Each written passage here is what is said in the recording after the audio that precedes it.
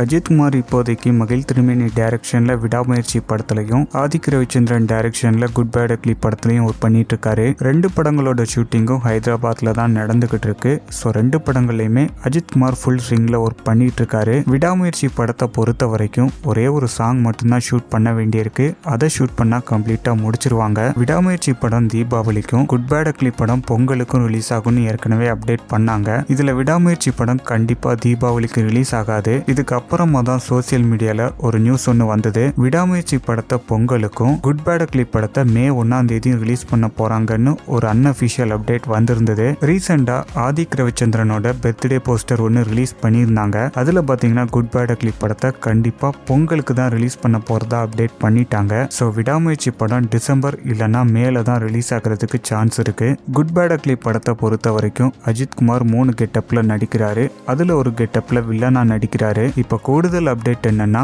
அர்ஜுன் தாஸும் இந்த படத்துல வில்லனா நடிக்கிறாரு அப்படிங்கறத அப்டேட் பண்ணிருக்காங்க. சென்னை, ஹைதராபாத் இந்த 2 ஷெட்யூலையுமே கம்ப்ளீட் பண்ணதுக்கு அப்புறமா அடுத்த ஷெட்யூல ஸ்பெயின்ல தொடங்க போறாங்க. அங்கதான் அர்ஜுன் தாஸ் அஜித்குமார்க்கான போர்ஷனை ஷூட் பண்ண போறதாவும் அப்டேட் பண்ணிருக்காங்க.